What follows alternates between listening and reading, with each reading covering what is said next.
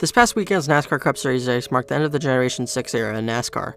It is pretty sad seeing this car go, as it was one I grew up with and loved quite dearly since I started watching every race in 2011.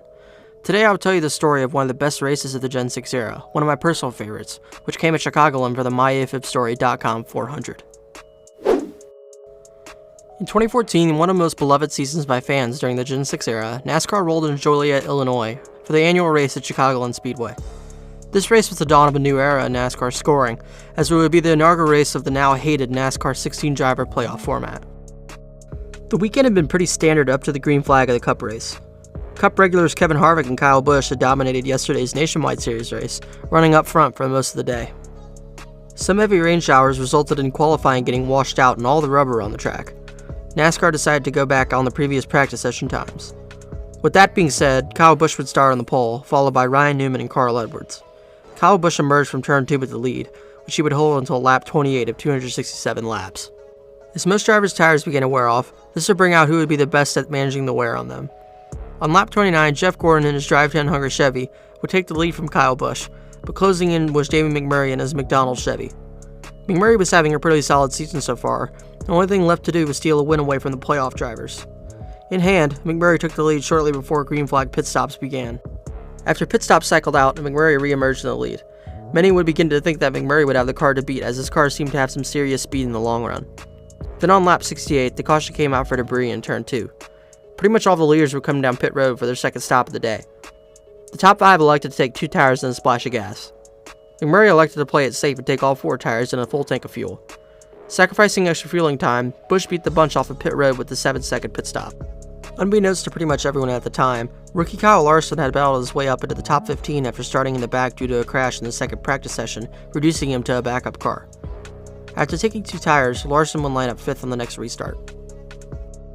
Kyle Busch once again emerged out of turn 2 with the lead, but cameras quickly shot to the exit of turn 4 as McMurray had slapped the right side of his car with the wall as he was battling a loose race car.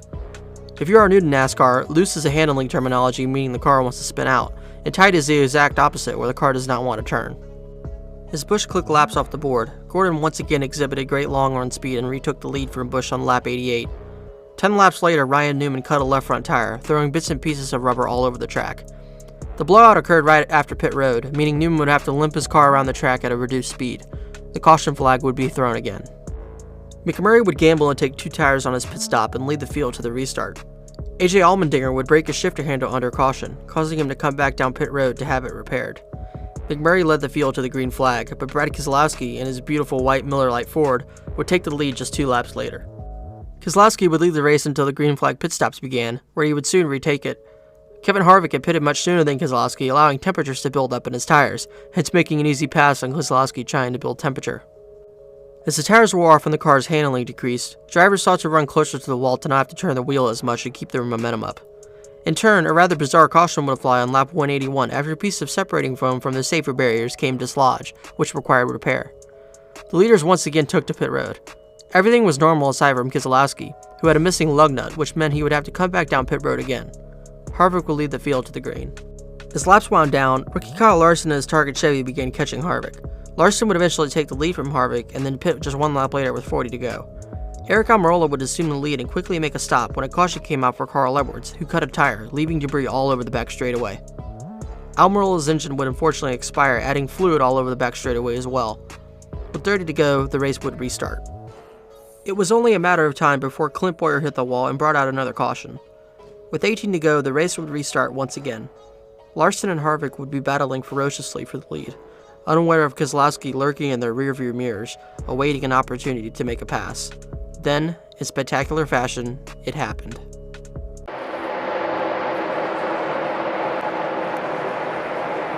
And here comes Keselowski to make it a 3-way race for the lead. Gonna try and split the middle. That's the only spot open. 3 wide middle, 3. Wow, what a pass. I tell you, that's some risky racing for some guys that have a lot to lose. Keselowski split the middle of Harvick and Larson in a daring pass, making it 3 wide and taking the lead off of turn 2. Everyone pretty much assumed that after Keselowski made this pass, there was no beating him. The caution flew once again after debris was put down for contact between Ricky Stenhouse Jr. and Danica Patrick. Keselowski would lead the field to the green and pretty much be halfway to the next racetrack by the time the checkered flag flew.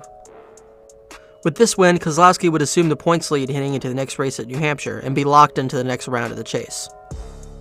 The 2014 NASCAR season was nothing short of a fan favorite in the Gen 6 era. High horsepower, breakneck speeds, and very often close racing. The 26th race of the year at Chicagoland certainly did not disappoint that day, and fans look forward to next year's race. Unfortunately for the track, it would be scrapped off of NASCAR's schedule entirely in 2019. Well, this has been another video, guys. I enjoyed making it. And with that, I want to hear from you guys. What do you think was the best NASCAR race of the Gen 6 era? What were your favorite memories of it? This has been the Wheel Speed Report. Catch you next time.